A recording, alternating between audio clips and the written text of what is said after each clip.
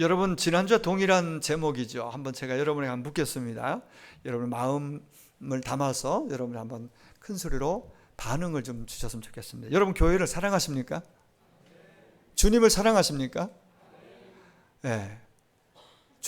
저도 주님을 사랑하고 교회를 사랑합니다. 어떤 면에서 똑같지는 않지만 거의 비슷한 질문이고, 또 우리의 사랑의 고백이 교회를 사랑한다는 고백이 결국 주님을 향하는 고백일 수 있고, 주님을 향한 고백이 교회를 향한 고백으로 이어져야 한다고 저는 확신합니다.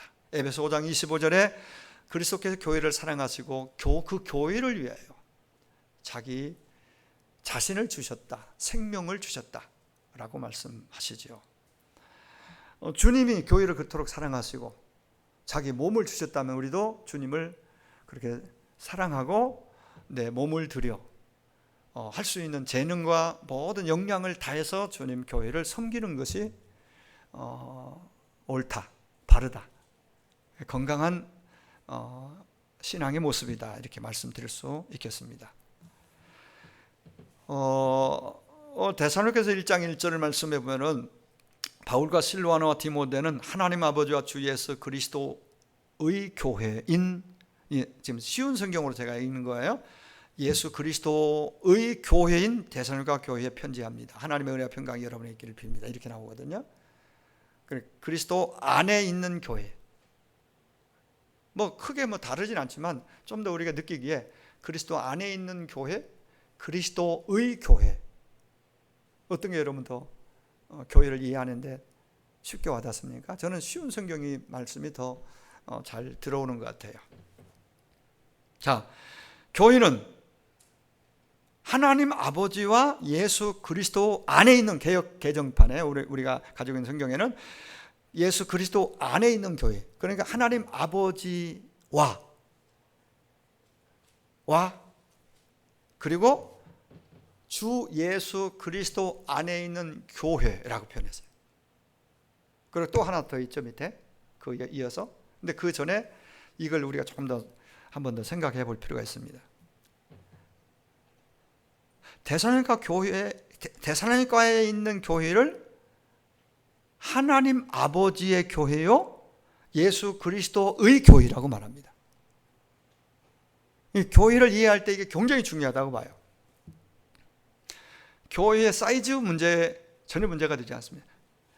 교회 공간의 크기, 뭘로 장식했느냐, 얼마나 많은 사람이 모였느냐, 많으냐 적느냐 전혀 상관없습니다.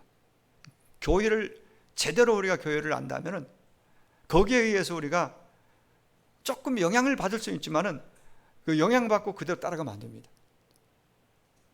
교회를 바로 이해하면은 자기가 소속된 교회에서, 그리고 작든 크든 그 구성원들이 어떤 사람들이냐, 예수를 구주로 진짜 믿는 사람들이라면은, 그런 공동체 안에 있다면은 우리는 그게 진짜 교회거든요. 주님 말씀하신 그게 에클레시아 교회거든요. 예수 그리스도를 아무리 초라해 보여도 그 사람이, 그 공동체가 작든 크든 문제없어요. 정말 예수 그리스도를 진심으로 믿고 고백하면 그게 교회입니다. 진짜 교회입니다. 주님 원하시는 교회는 그런 교회를 원하세요. 그런 의미에서 교회는 건물도 아니고 조직도 아니고 시스템도 아니고 친교 모임도 아니고 어떤 화려한 프로그램도 아닙니다. 멋진 오케스트라가 있네요. 전문가들이 구성된 멋진, 정말 인간적으로 감동될 만한 그런 멋진 오케스트라가 조직이 있으면요, 전문가들을 구성돼요. 그 멋지게 예배를 구성해 보려고 상당히 많은 교회들은 페이를 주고 그 각각의 악기를 다룰 수 있는 사람들, 또 그들을 초청해서 예배에 참여시키고 페이를 주면서 합니다. 그거 나쁘다는 얘기가 아니에요. 그게 있으면은 더 멋진 화무지가 될 수도 있겠죠. 그러나 그게 상관없이 여러분 자신이, 나 자신이, 한 사람 한 사람 모인 사람이 숫자와 상관없이 정말 주님을 사랑함으로 그분만이 나의 구원자, 구주임을 지금 현재 고백할 수 있고 그런 고백을 가지고 나와 예배한다면 그 교회가 최고의 교회, 주님이 원하시는 교회. 분명히 하나님 아버지와 예수 그리스도의 교회라고 교회를 규명했습니다. 또 하나는 중요한 것은 교회를 데살로니가 교회, 데살로니가인의 교회 혹은 데살로니가 교회라고 말하잖아요. 그럼 교회 앞에 수식어가 붙어요. 그 지역 이름이잖아요. 도시 이름이에요. 데살로니가는 큰 그 당시에 도시였는데 거기에 있는 교회, 어떤 지역에 존재하는 공동체. 예를 들면 우리 화창한 교회는 대한민국, 경기도, 안양시, 만안구, 화창로. 그러니까 석수동 화창로의 화창마을의 이 지역에 세워진 주님의 교회입니다. 이 지역교회, 화창한 교회라는 그 지역의 이름을 가지고 우리는 개명을 해서 지역의 이름 화창마을, 화창한 교회로 했습니다만 이 화창한 이 지역의 이름의 교회가 에클레시아입니다. 근데 여기에 모인 사람들이 이 건물을 말하는 거 아니에요? 늘 자주 얘기하지만 모인 사람들이 어떤 사람이냐는 거죠. 세상적으로 뭐 어떤 학문, 인기, 명예, 얼마나 뭐 엘리트층이냐, 얼마나 뭐 많은 지성, 이게 아니에요. 정말 그 마음에, 입술의 고백만 아니라 마음에로부터 우러나는 그 고백이, 그 생각 속에, 마음 속에 예수를 과연 누구로 인식하고 고백하고 그리고 그분을 따라가고 있느냐가 중요한 거죠. 닮아가고 있느냐가 중요한 것이지, 다른 그 외적인 거, 다른 것은 있으면 우리에게 도움도 되고 좋을 수 있습니다만 그건 본질하고 다른 거예요. 화려함, 멋짐, 아름다움, 세상적으로 우리는 그런 거를 굉장히 부러워하죠.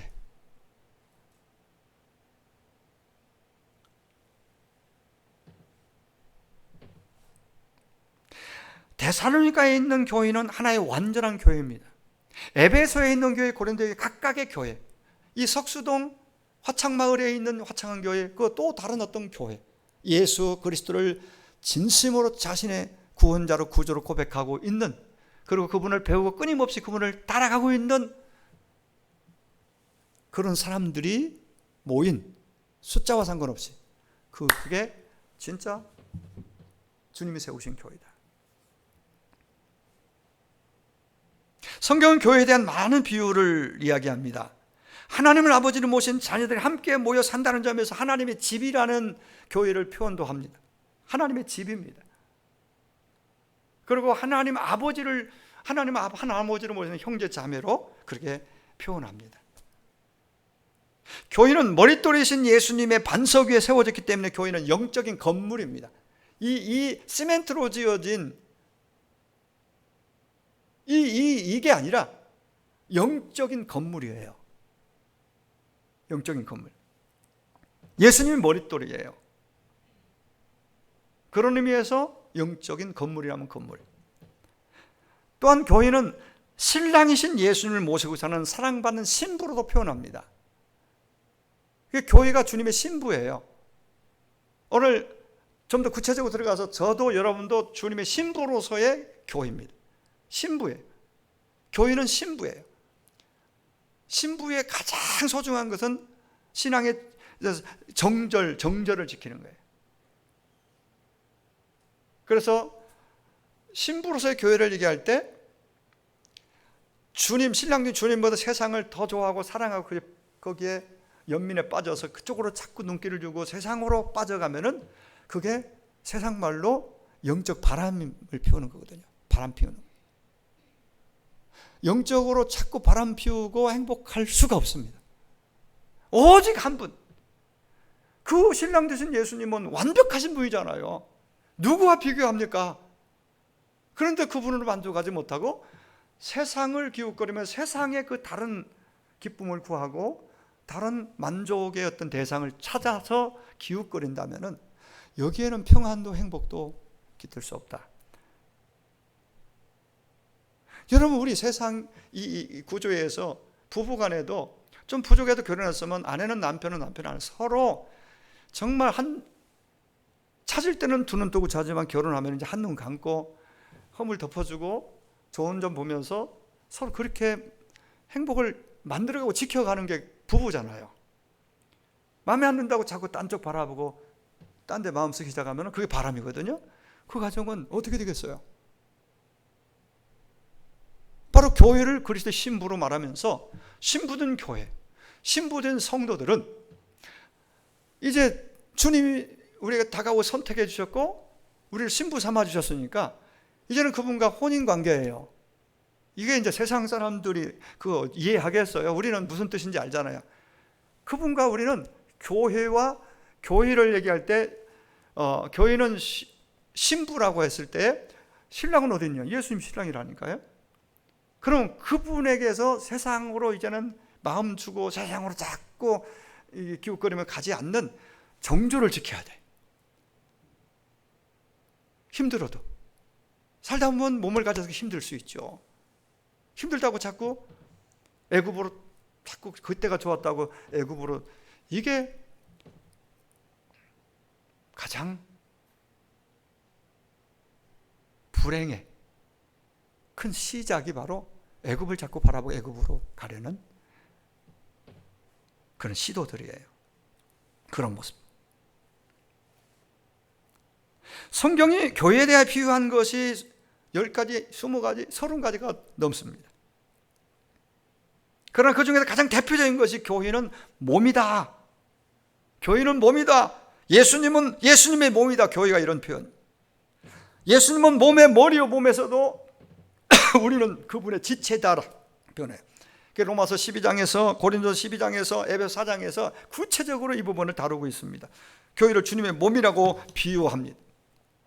우리는 이 건물에서 예배드리지만 건물이 교회가 아닙니다. 건물은 그냥 예배당이라고요. 예배드리는 장소. 그럼 예배당, 이게 예배드리기 위해서, 모이기 위해서, 훈련하기 위해서 이렇게 모이려면은 청결하고 깨끗해야 되니까 청소도 하는 거겠죠. 그죠? 그리고 모여서 서로 격려하기 위해서, 모임을 위해서 식사도 하고, 아름다운 교제를 위해서. 한 가족이니까, 믿음에. 이 안에서 주님이 그걸 원하시고 기뻐하시고 우리는 그렇게 그걸 필요를 간절히 원하고 느껴요. 느껴야 정상이에요. 서로에게. 여러분, 건물에는 생명이 없습니다. 건물은 벽돌입니다. 콘크리트입니다. 나무로, 철근으로 이렇게 인테리어하고 철근 안을 해서 기초를 하고 이렇게 구성이 되었잖아요. 보이는 것은 뭐 이렇게 좀 다르지만은 밑에는 보이지 않는 곳에는 그런 것들이 다 섞여서 세워져 있습니다. 그런데 교회는 몸이라고 해요. 몸. 몸에는 생명이 있습니다. 몸은 자라고 성숙합니다. 교회를 이해할 때 이걸 우리가 잘 여기 대입을 할 수 있어야 돼요. 건강한 몸에는, 정상적인 몸에는 머리가 있고 몸이 있습니다. 몸에 지체들이 있습니다. 그죠? 에베소 4장 15절에 오직 사랑 안에서 참된 것을 하여 범사에 그에게까지 자랄지라. 예수 믿고 딱 완성되는 것이 아니라 계속 죽을 때까지 자라나는 거예요. 교회는 성장하는 거예요. 성숙되는 거예요. 그게 정상적이에요. 알아가는 거예요. 다 알았다. 성경 뭐 10도 가고 20도 가고 하고 면접 풀어봤다고 그래서 우리가 다 성경을 알고 주님을 다, 결코 10,000분의 1도 모르고 100,000분의 1도 모르는 거예요. 알아가는 거예요. 그리고 닮아가는 거죠. 점점 성화되어져 가는 거죠. 이게 교회의 모습입니다. 사랑 안에서 참된 것을 하여 범사에 그에게, 그 목표는 예수님입니다. 예수님을 향해서 예수님처럼 예수님 닮아가는 그에게까지 자랄지라. 그는 머리니 곧 그리스도니라. 그리고 에베소 4장 15절에 예수님이 바로 교회의 머리라고 말하죠. 거기 보면 성경 보면 7번이나 예수님이 교회의 머리라고 거듭 얘기합니다. 머리는 명령과 지시를 내립니다. 이걸 여기 생각이 머리에서 지시도 없고 명령을 내리지 않으면 이거 큰일 나죠. 죽은 거죠. 뇌사 상태 가장 심각한 거죠. 뇌가 작동이 안 되면. 여기서 살아서 뇌에서 명령을 내리고, 지금 너 손 올려서 이렇게 해봐, 이렇게 해봐. 지금 이 제스처를 취하는 것도 무의식 중에 무슨 얘기를 할 때는 거기에 맞는 어떤 그 액션이 나오는 거예요. 또 눈을 본인 의식 못해도 깜박깜박 하는 것도 다 눈 건강을 위해서. 또 밤새 혹시 잠을 못 잤으면 하품하는 거, 그거 잠 못 잤으니까 이거 또 졸리는 거, 이게 나쁜 게 아니에요. 그래서 저녁에 주일날 쾌적한 환경에서 바르게 예배드리려면 토요일날 준비가 그래도 되고, 주일날 맞이하면 더 바르게 예배드릴 수 있겠죠. 졸지 않고. 너무 피곤하고 너무 막 밤 잠은 것 잠 못 자고 오면은 사람인지라 누구나 그럴 수 있습니다. 그러니까 최선을 다해서 그런 환경을 만들기도 하지만은 자기 자신을, 자기가 하나님 앞에 와서 예배드리는데, 교회로서의 내가 어떻게 하는 거에 마땅한지, 예배 시간에, 예배 때, 말씀 앞에, 찬양할 때, 기도할 때, 우리는 그래서 교회를 잘 이해하면은 바른 예배자, 그리고 주님을 사랑하는 자, 교회를 정말 아끼고 교회를 자발적으로 섬기는 자가 될 수밖에 없어요. 교회를 알면 알수록, 바르게 알면.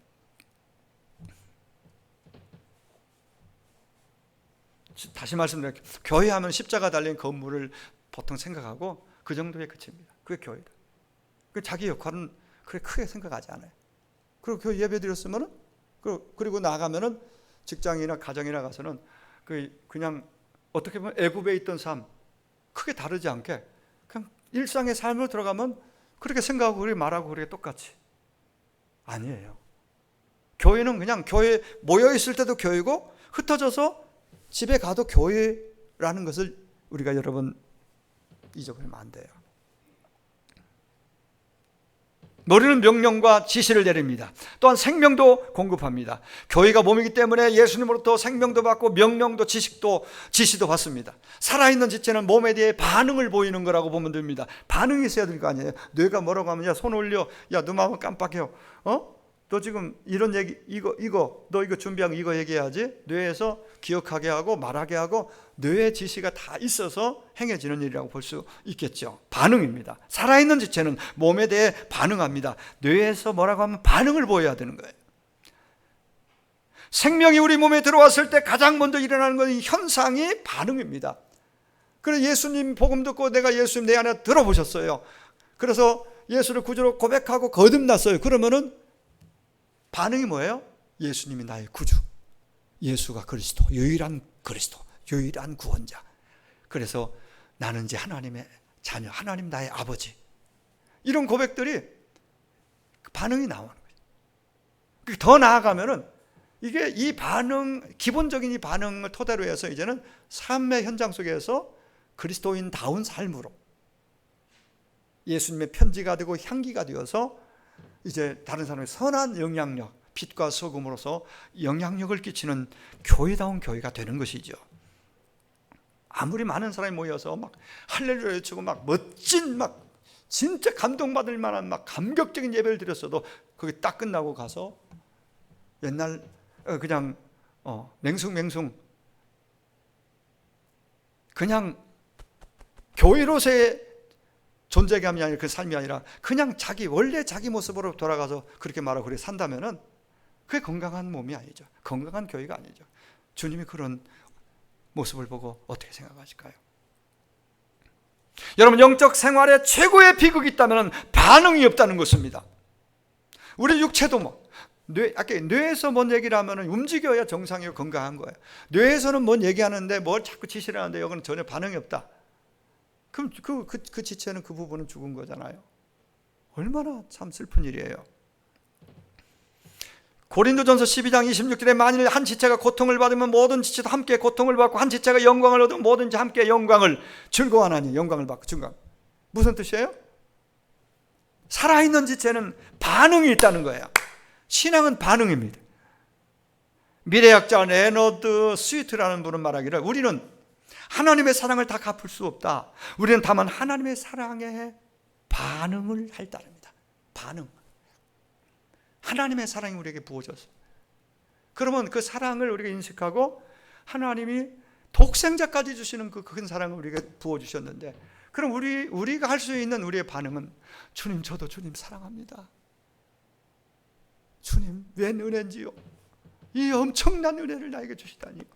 그래서 나오는 반응이 이 사랑의 고백과 함께 또 다른 고백은 하나님의 영광을 위해 예배로 반응하는 예배로. 할렐루야. 예배는 우리가 하나님을 사랑한다는 고백이고 반응입니다. 예수님의 생명이 내 안에 들어오면 넘치면 넘칠수록 우리는 예배합니다. 예배는 우리 안에 생명이 있음을 고백하는 것입니다. 내 안에 있는 생명이 나로 하여금 예배하게 하는 것이죠. 또 하나 우리가 잊어서는 안 될, 우리에게 일어나야 할 반응이 있습니다. 교회에 대한 반응입니다. 교회는 예수님의 몸이고 우리가 지체라고 그랬습니다. 그렇다면 지체든 우리는 몸된 교회의 반응을 보여야 됩니다. 교회가 하는 일에 있어서, 교회가 지향하는 점에 있어서, 교회의 비전에 있어서, 교회에서 선포될 말씀에 있어서 모든 지체는 마음으로 고백하고 몸으로 반응해야 돼요. 그게 진짜 주님 사랑을 알고 주님을 사랑한다는 내 안에 표시입니다. 내 안에 그게 하나의 간증입니다.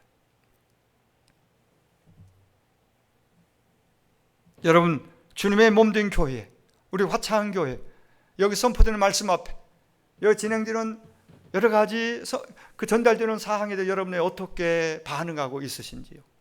전혀 나와 상관없는 것처럼 무반응하다면은, 여러분, 죄송하지만 여러분의 신앙에 주님의 몸에 붙어 있는 지체로서의 여러분 안에 건강에 이상이 있다는 걸 그렇게 깨닫고 빨리 바꿔야 됩니다.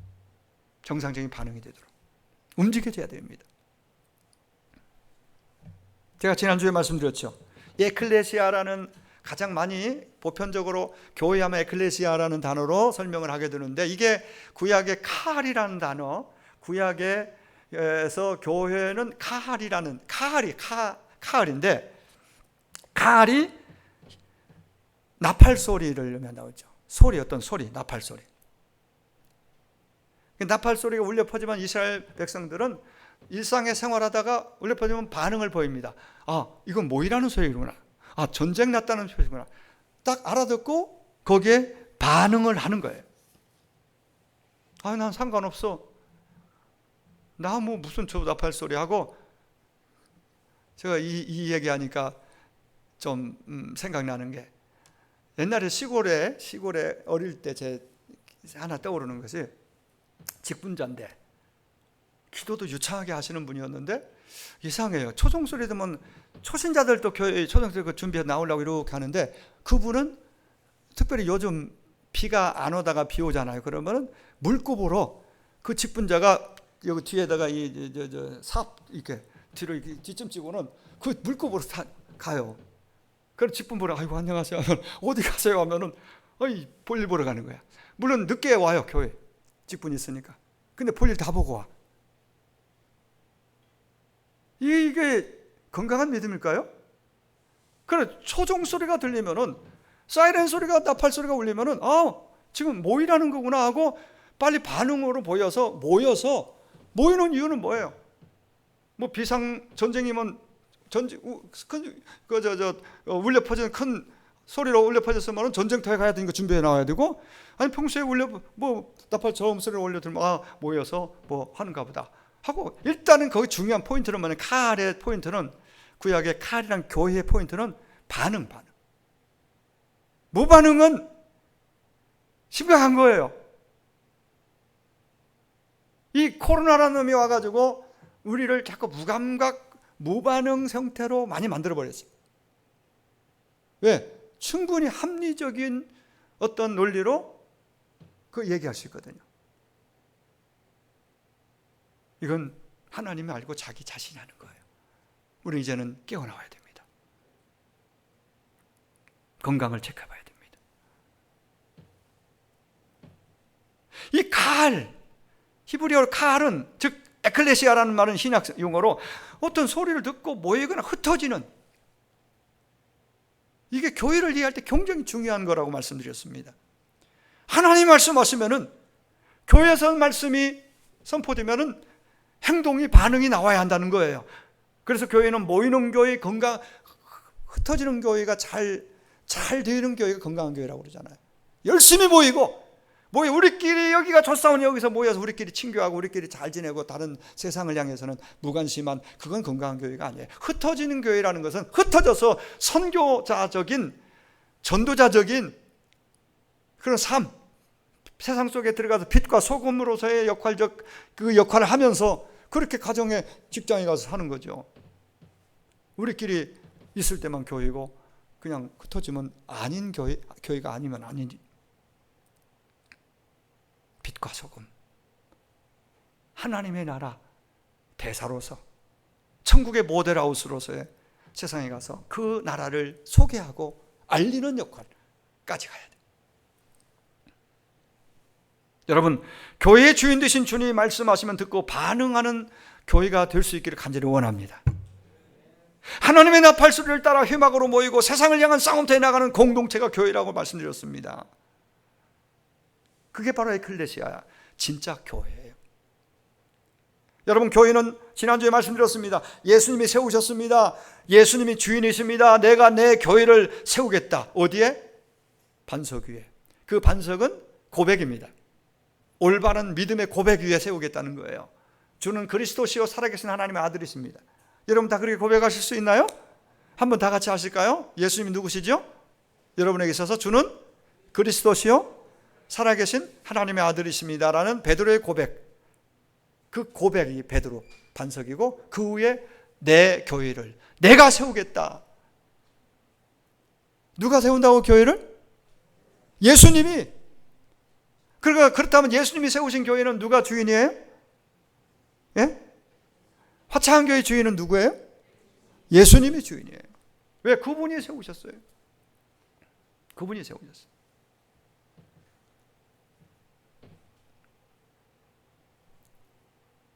예수님의 주인이 된 교회는 음부의 권세 사탄이 자꾸 옆에서 도전하지만 결코 이기지 못한다고 그랬습니다.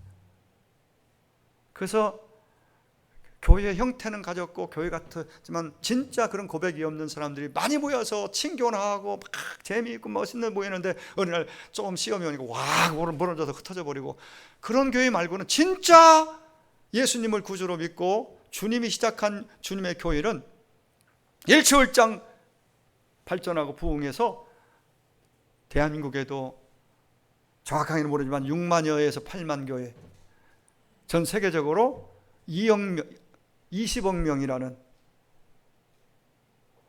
어쨌든 그러한 수많은 사람들이 그 무릎 앞에 예수를 주로 고백하는 교회로서 지금 존재합니다. 얼마나 놀랍습니까?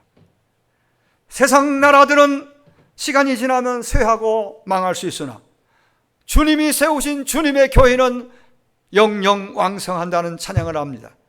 마귀 권세가 강하게 보이지만은 감히 교회를 해치 못함은 주님이 그 교회의 주인이 되셔서 지키시기 때문이라고 우린 찬송가 351장에서 즐겨 부릅니다. 그렇습니다. 주님이 교회를 세우셨고 주님의 교회입니다. 또한 주님은 피값을 주고 세우셨다고 말씀하셨습니다. 여러분, 한 사람 한 사람을 위해서 주님이 친히 피를 흘려 주셨습니다. 저와 여러분을 위해서 흘리신 그 피값을 지불하고, 그리고 우리를 구속 대속하사, 그래서 우리를 통해서 우리를 교회 삼아서 이 땅에 세우신 거죠. 보배로운 피입니다. 사도행전 20장 28절에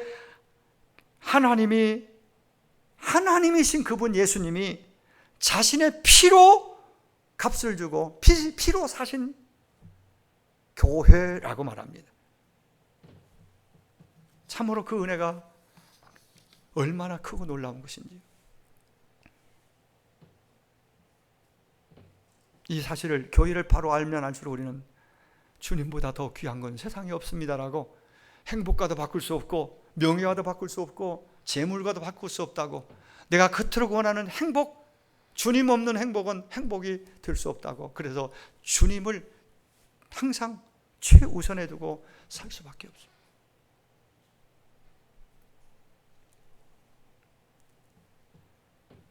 감사하게도 하나님은 우리가 이 땅에 사는 동안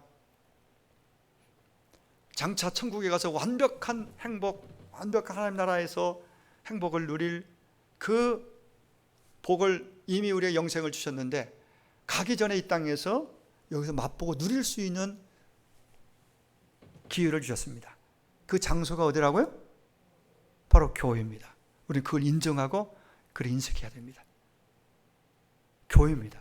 하나님의 나라, 하나님의 나라를 미리 맛보고 보여주는 것이 교회입니다. 그래서 천국의 모델하우스라고 제가 지난주에 얘기했죠. 모델하우스 격입니다. 여기서 미리 경험하고 맛보고, 그렇게 기대하고 더 좋은 천국이 있잖아요. 본점이 있잖아요. 들어가 살 집이 있잖아요. 그걸 비슷한 그게 형태가 그런 누리고 서로 섬김을 통해서, 사랑을 통해서 여기서 우리가 서로 나누고 공유해야 됩니다. 그리고 가서 천국 가서는 완전 진하게, 완전하게 그 하나님 나라를 누리고 한 공동 주님을 예배하면서 영광스럽게 지내게 될 것입니다.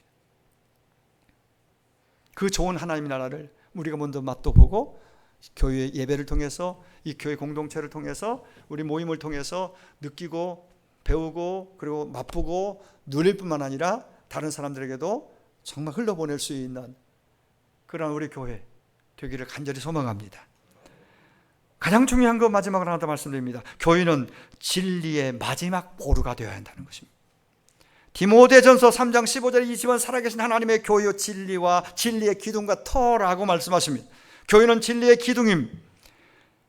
그러므로 교회는 진리를 세우며 떠받듭니다. 교회가 진리를 떠받들고, 그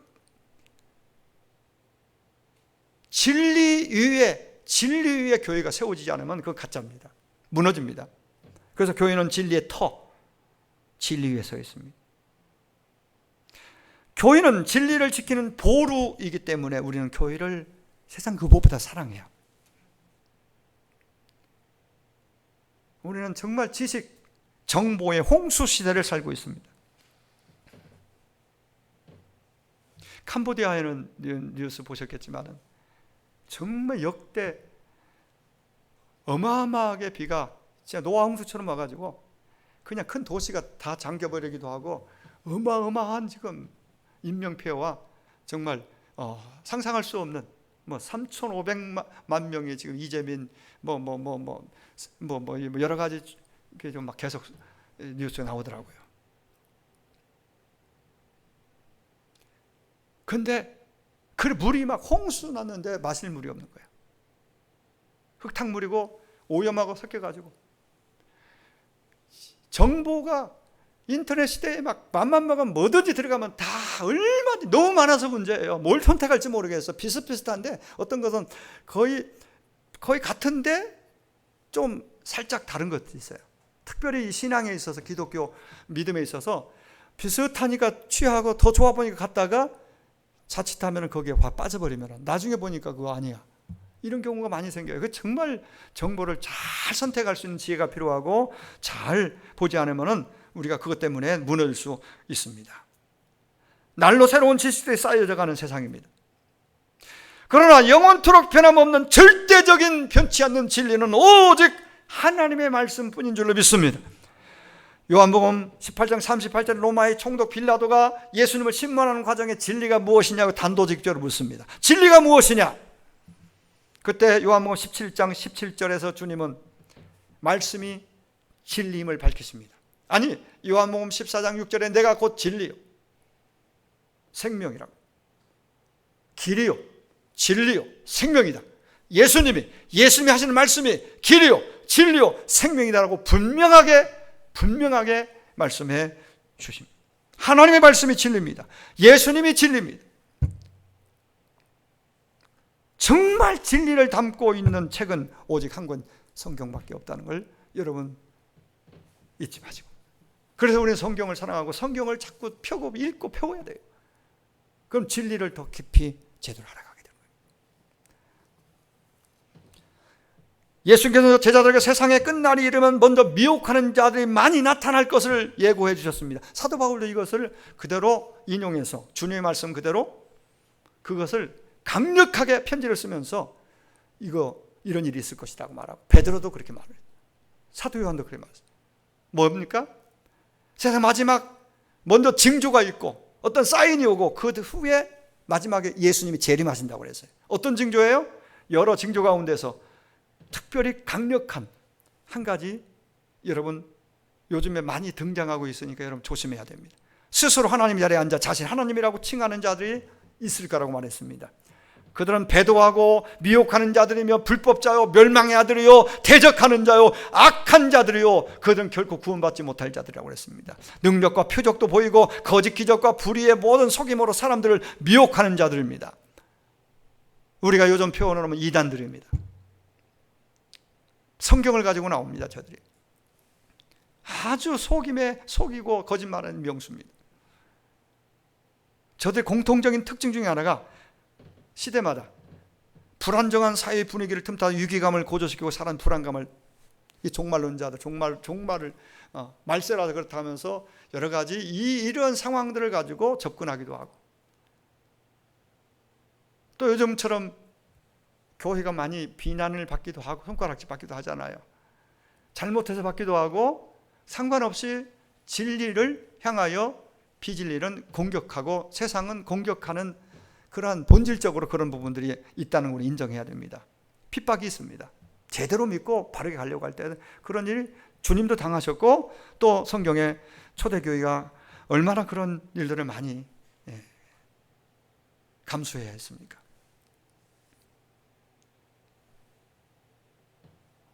그런 때에 슬그머니 머리를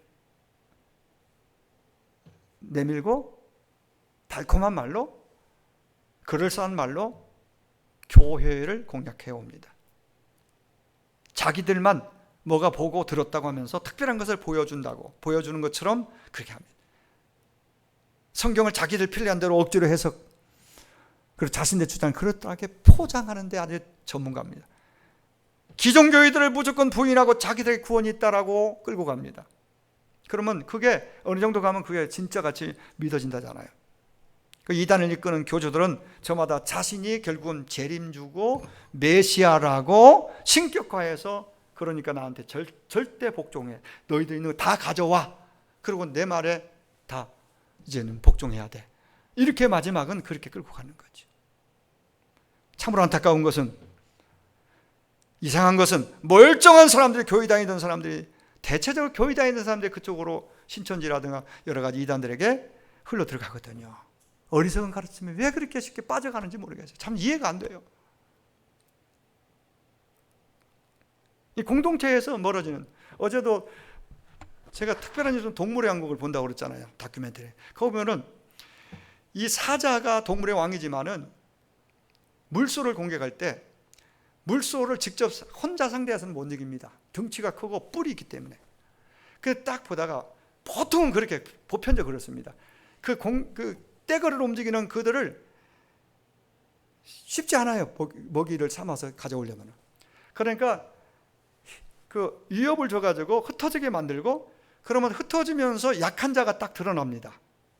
나이가 많든지 병들었든지 어리든지 소유되는 딱 처지는 걸 딱 가서 딱 먹이 사슬 삼.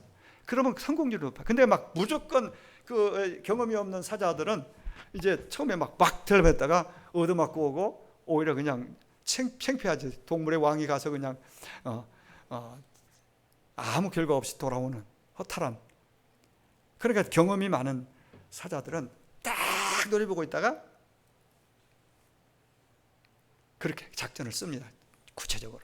이단들은요, 교회 믿음이 제대로 되고 예배생활 공동체 안에서 제대로 신앙생활 하는 사람들은 공략이 안 되거든요.